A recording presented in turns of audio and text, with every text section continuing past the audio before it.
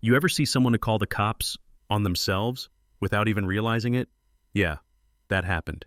It started with red and blue lights painting my barn like a crime scene from a Netflix docu-series.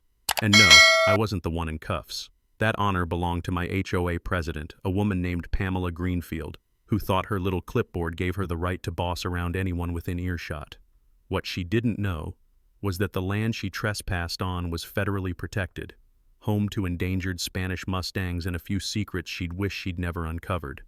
Let me back up a sec. I'm Grayson Reid, 52, ex-wildlife biologist, now full-time rancher out in the hills just north of Abilene, Texas. My days? Pretty quiet. Feed the horses, walk the fence line, talk to Thunder, my oldest stallion, and, honestly, my best friend since my wife and daughter passed in that awful wreck 2 years ago. I wasn't bothering anyone, not really part of the HOA crowd, didn't go to the potlucks, didn't decorate for Halloween. But I paid my dues on time, kept my land clean, and never made noise, unless you count Thunder's occasional midnight singing. But Pamela?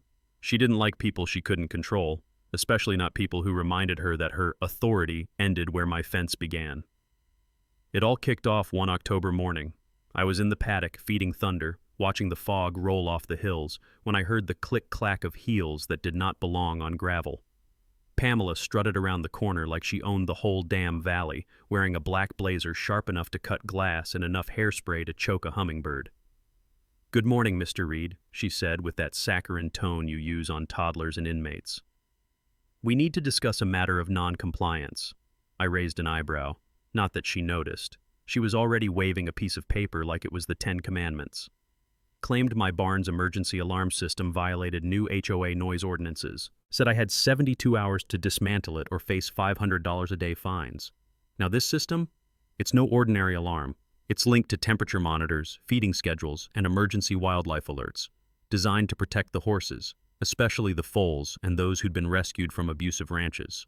I tried to explain that to her calmly, like I used to do with interns who thought raccoons were just cute. She didn't care. "Rules are rules," she said. But something felt off. I asked her when the board had voted on these changes, because I sure as hell hadn't received any notice. Her smile cracked just a little. Said there was an emergency session.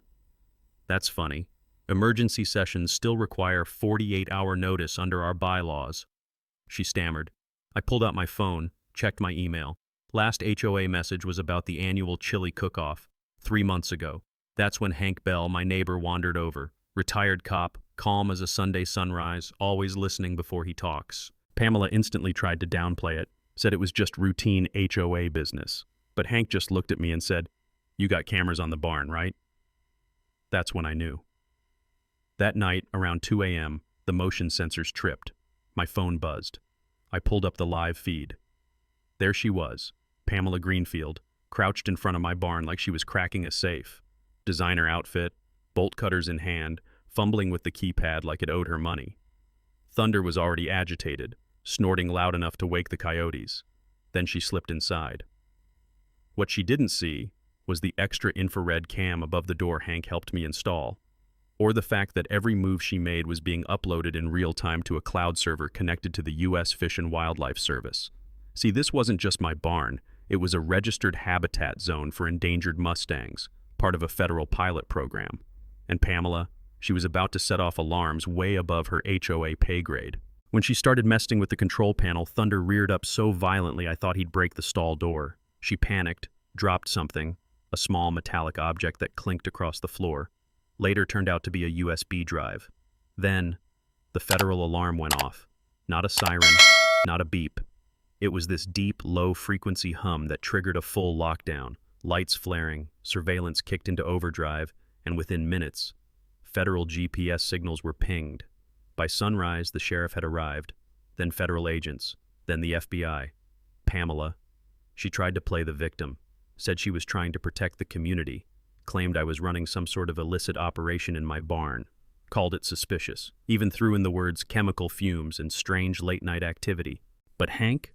He had already uploaded the footage, complete with timestamps, audio, and high-def video of Pamela cutting my locks, disabling alarms, and screaming something about shutting down that crippled freak. Yeah, That part didn't land too well with Agent Naomi Chen of the Department of the Interior, especially not when she found out the USB Pamela dropped contained email threads between her and a developer named Clayton Rivas, CEO of a company trying to buy out my land. They'd promised her $50K upfront and another $75K upon successful acquisition. Basically, bribe money to make my life a living hell until I sold the ranch. And they had a whole file on me, my accident, my disability checks, the conservation permits, even a psych profile on how likely I was to give up if they pushed hard enough.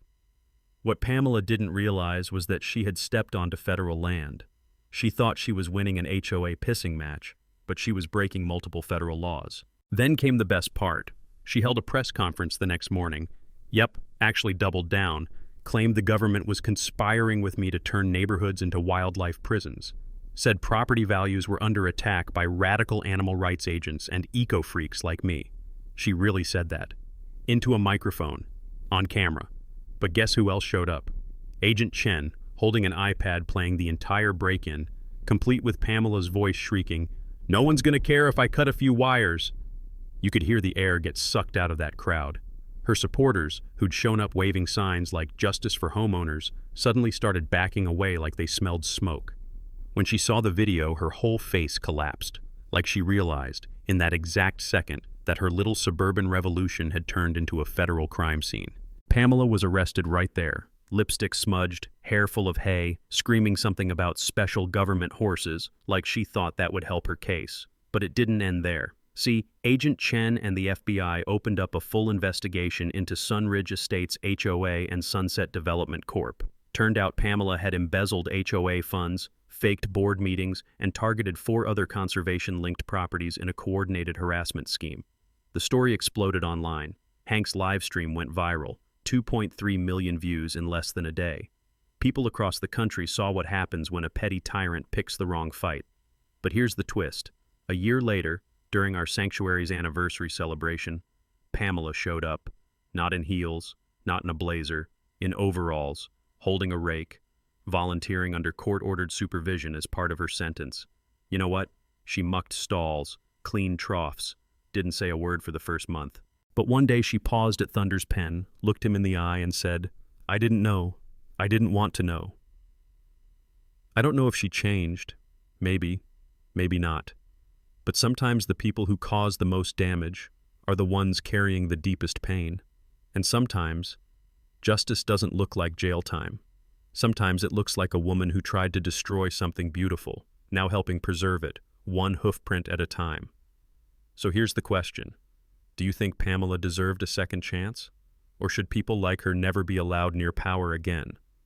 Drop your thoughts in the comments, because this wasn't just a story about horses or HOAs. It was about what happens when control turns to cruelty, and how truth, no matter how long it takes, always finds its way out of the barn